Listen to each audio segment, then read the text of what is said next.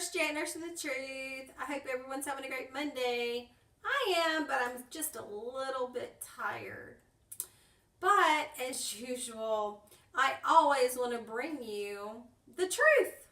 What's wrong with truth? Don't we all want it? Don't we all need it? Yes, we do need truth in order to make ourselves a better person.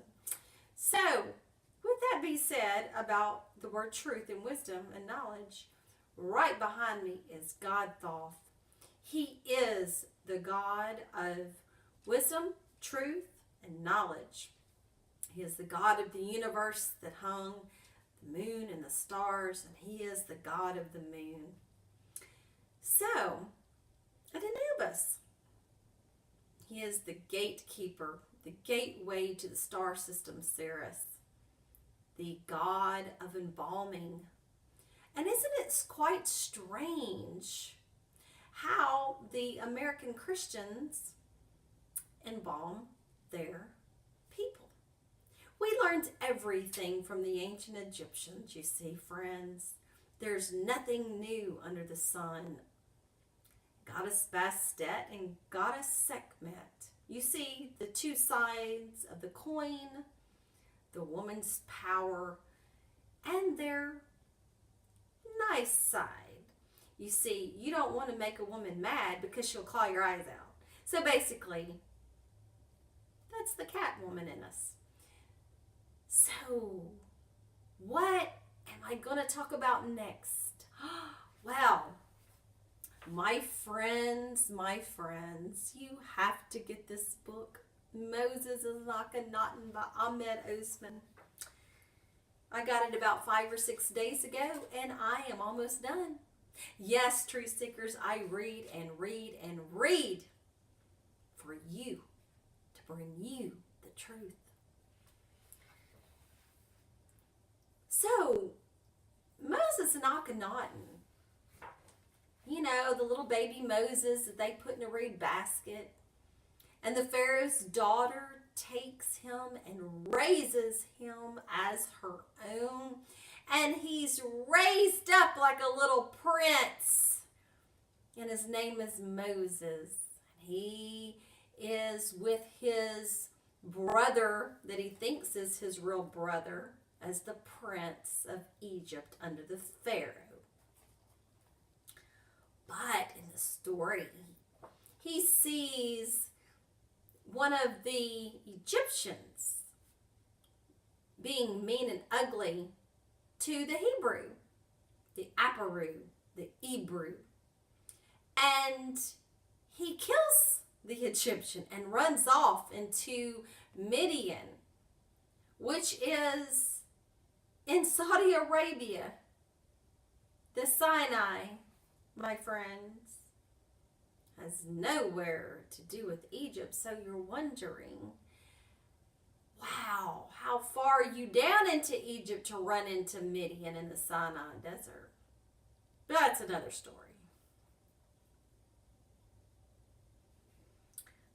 So we have to go searching through papyri and texts to see about who is this man.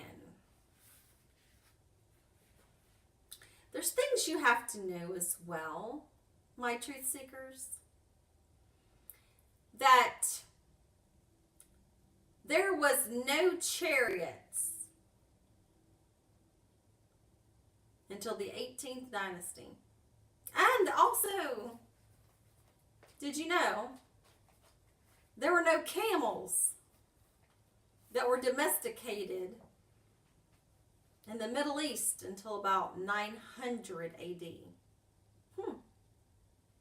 So that causes another problem. And you can readily find this information on the internet where it talks about it. So anyway, you think I'm lying? Go look it up. So the Hyksos that came in and ruled Egypt and became pharaohs and took their customs and their names and their stuff remember, and worship their gods. Their capital was in Avaris, Avaris, and which was later known in the fortified city mentioned in the text along the 18th dynasty, Zar, Zarw, or Sil, Sile, that was talked about of the Greeks. And Zar Ha is the city of Queen T, mentioned in the Pleasure Lake scarab of year 11 of her husband Amhotep III. Now, what you got to understand is Avaris is where the Hyksos stayed in the Nile Delta, the east part of Egypt. When Egypt ran the Hyksos out because they were dirty little rat bastards, then Zar was made. And then Pi Ramesses was the Eastern Delta residence of the pharaohs of the 19th and 20th dynasties, known as the House of Ramesses, beloved of Amun, great of victories. That's where they stayed. So you have three different things built upon each other: Avaris, Zar, and then Ramesses.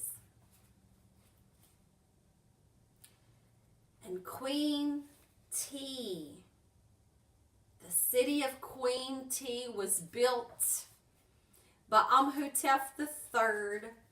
And let me tell you, friends, Queen T was the daughter of Uya and Tuya, your Joseph and Asenath, and her brother was Anan, and possibly I from some sources. Now, she grew up in that area, which they want to call the land of Goshen. Now, she liked Aten. She had been dealing with Aten before Amun. And Akenaten was born in that city where his mother stayed. You see, Amhotep married his sister, Sit-Amun, okay, to get on the throne. But Queen T was not his first wife. It was the second wife. And we know in the Bible it talks about these people that came to Goshen in the position of Zar. And they settled there. So you remember when they had a famine, they came in and Egypt gave them food, right? And remember when this Joseph character, Uya, came in and, did what he did, and he let his siblings in, they didn't eat with the Egyptians because they thought that they were an abomination to them, because they were already afraid that this was a covert operation. Remember? So there were some scarabs that they found in year 11 of Amhotep that points that the birth took place at Zar. And they were on the scarabs. And it called Queen T the great royal wife of Amhotep III. And he did go out and see her occasionally at the city. And can you believe he actually had a royal barge to take him to see her? And it says in year 11 on the scarab, His Majesty sailed thereon in the royal barge Aten Gleams. So were they trying to get Amhotep to change his mind and go to Aten? Or was he just placating Queen T?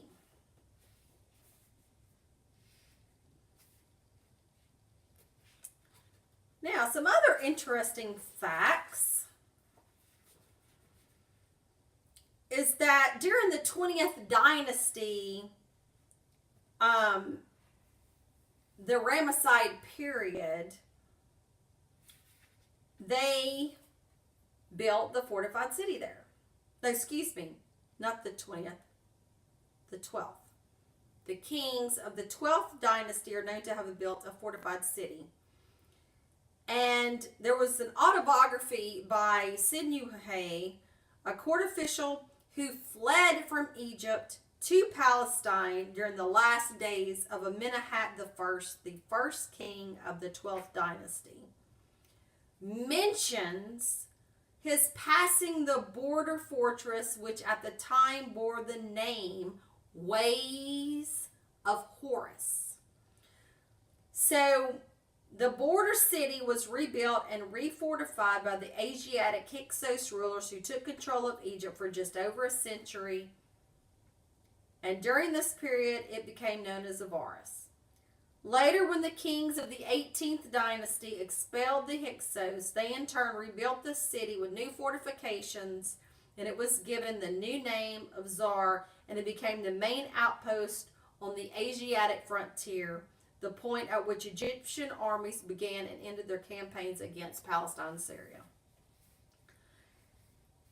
Now, during the time of Tutmosis IV, his queen had an estate and residence at Zar.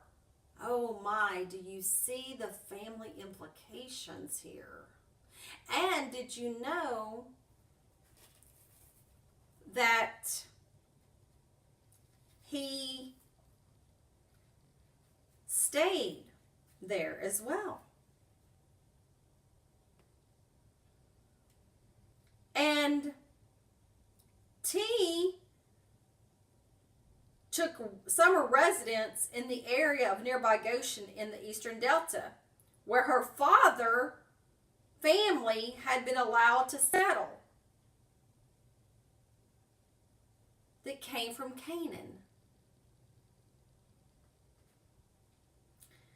Later still, after the fall of the Amarna kings, who were descendants of both Amhotep III and Uya, Horemheb the king who succeeded them deprived them of their special positions at Goshen and turned the city of Zar into a prison. Remember the description in the scriptures where it talks about hard labor and working?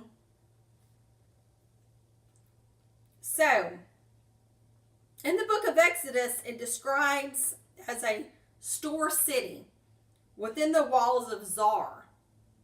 Pi-Ramesses followed Horemheb on the throne as Ramesses I and establishing the 19th dynasty, and it was during his brief reign, lasting little more than a year, that Moses led the Israelites out of the Eastern Delta in the Sinai. At the time he came to the throne, Ramesses I already had his residence at Zar, being the city's mayor. His son Seti and his later son Ramesses II later established a new royal residence at Zar that became known as Pi-Ramesses and was used as the Delta capital of the Ramesside kings of the 19th and 20th dynasty for about 200 years. So,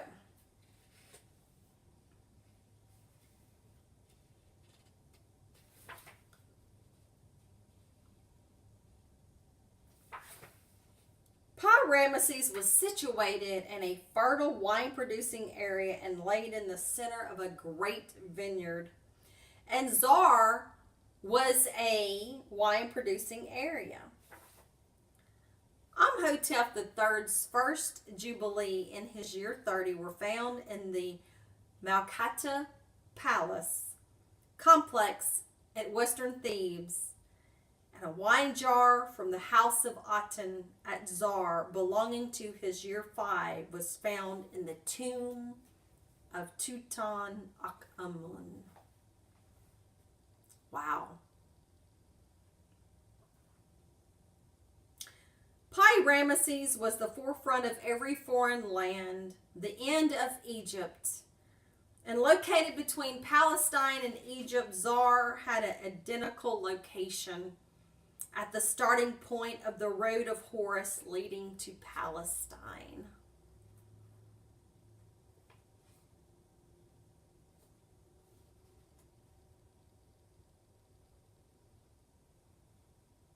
Pi-Ramesses had a strong military fortifications, and according to Manetho, as quoted by Josephus, Avaris, which was on the same site, was very favorably situated and well fortified and in a strategic military position.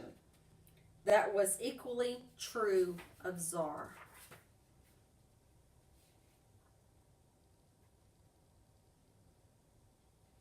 Now,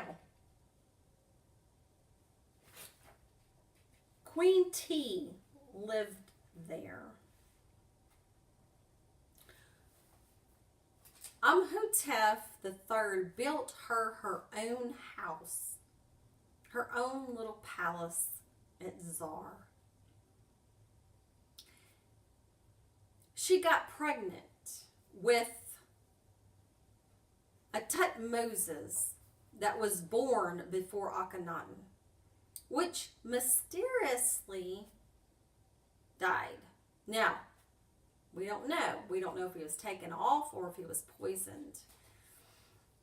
And so Akenaten was not put out and shown around Thebes. She was afraid because really and truly she was an Aten worshiper, not an Amun. But see, Amenhotep during his family lineage was Amun. She was an Aten worshiper. And made Akenaten a Aten worshiper, you see. More influence of the mother to the son, like the Oedipus complex. While Amenhotep was at Thebes and Memphis.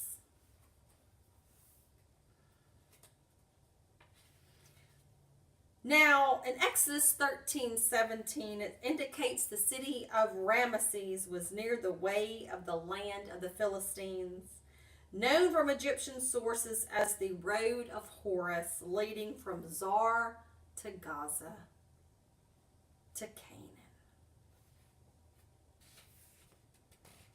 It's all matching up, my friends. There's no way to get around it. You have to know history to tell the victor's story. You have to know the history. Because if you don't, you'll be lost in this delusion of the illusion. Now,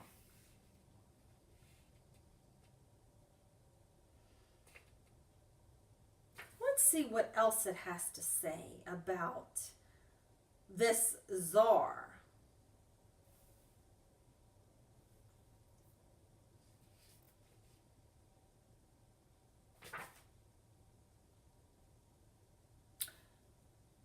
Also, Tutmosis the fourth also was at Zar as well. He was used to the Aten worship as well. See, it's a family business. And so they understood this quite well about the different worships. See, Akenaten said that he was the only son of God and that he was the only prophet and high priest of Aten, that no one else could give info except for him, that he was the only one to interpret what Aten had to say. Sounds like a megalomaniac to me. And like I said, the elder brother Tutmosis, he died before Akenaten was born, but Tutmosis was highly trained at Memphis, and he held the title of High Priest of Ptah, as most apparently did of the 18th dynasty, and then he disappeared from the scene.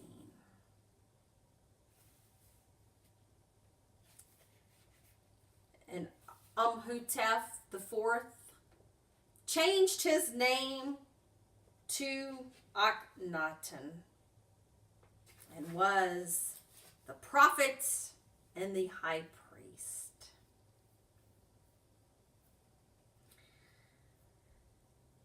Now, Amhotep III did marry a Mitanni princess, but he went back to Queen T for a little bit of rest and relaxation at her eastern delta city of Zar, the end of Egypt, where the desert and the road to Gaza begin, and close to the Goshen, where the Israelite Canaanites had settled. Now, Zar had been rebuilt during the 18th dynasty as a situated military post for operations in Asia. And it also seems that the harem of Tutmosis IV, Amenhotep III's father, had a residence at Zar, as inscriptions of Nebi, N-E-B-Y, the city's vizier at the time, found at Serabit el Kadim in Sinai, give his titles not only as mayor of Zar and troop commander, but as steward of the harem of the royal wife. If the queen in question was Mut-Amuya, Amhotep's mother, this could imply that even Amenhotep III must have spent some time during the childhood in the eastern delta, residence of his mother, especially at the height of summer when the delta was cooler than lower and middle Egypt. So Akhenaten was born in an era of peace and prosperity in Egypt.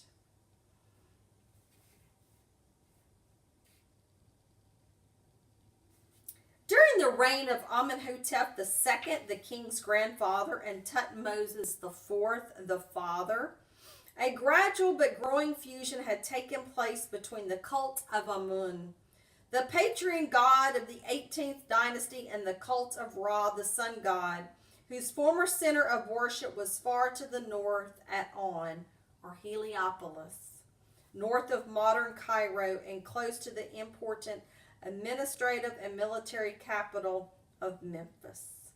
Ra was looked upon as the Lord of the universe, the giver of life, and the king ruled according to Ra's divine plan, virtue of being his son.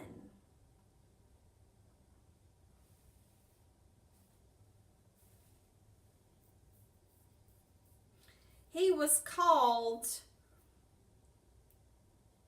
Ra Harakudi, Horus of the horizon. And actually, this is what Ra Harakudi looks like.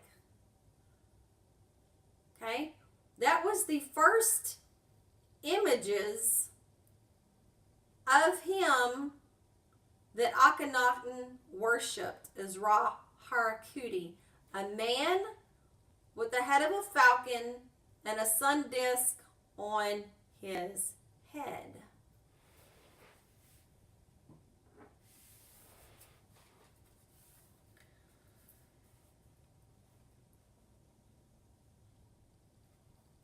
Now,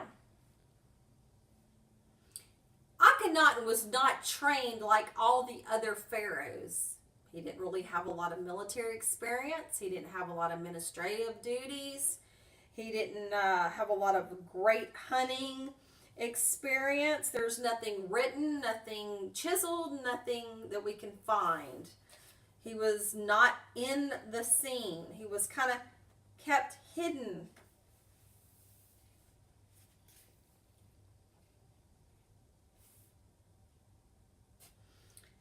It said that as many elements of Akhenaten's new religion had their origin in solar worship of Heliopolis, this points to his having some training and education at the city, especially as Anan, the brother of Queen T, was high priest of Ra at Heliopolis. Yet his developed views about the Aten when he was still young suggest that he must have been involved in his early years in a monotheistic cult of the Aten at Zar, his mother city, which, if his life in early childhood, like that of Moses, had been under threat, would have been the safest place to hide him.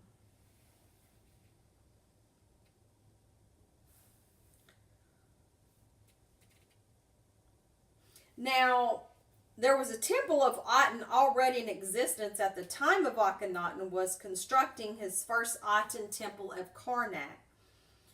It must have existed in Zar, lake area of the eastern delta, what the Bible calls the land of Goshen before his rule began.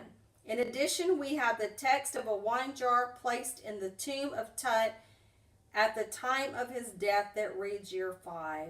Sweet wine of the house of Aten from Zar. Chief Venter Pin Amun.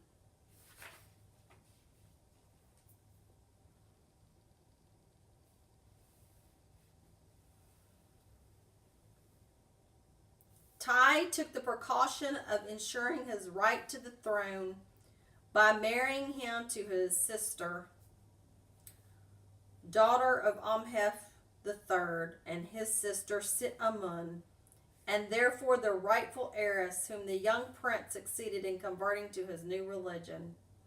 It has been suggested that because of her name, which can be translated as the beautiful one who has come, Nefertiti may have been the Mitanni princess Tad Uk Hippa. Such a marriage would have been contrary to royal practice in Egypt at the time. However, since the new king established his right to the throne by marrying the royal heiress. Furthermore, the fact that Horemheb, the last ruler of the 18th dynasty, is generally believed to have established his right to the throne by marrying Nefertiti's sister, Mutanisat, indicates that Nefertiti herself must, at this earlier stage, have been the heiress daughter of Amenhotep III. Now that's in question as well, because some scholars think that I was Nefertiti's father. So, too much information is given that Moses and Akenaten is one of the same. And when you know the history behind the Bible and you put them together in the parallels, it fits like a surgical glove that I'm used to wearing. So it's all good, my friends. Don't fret. Don't get upset. It's all good because we have been released through the toxins of the mind. So until then, Hotep, Ashe, let the truth always set you free, my friends. Have a great day. We'll see you tomorrow. Goodbye.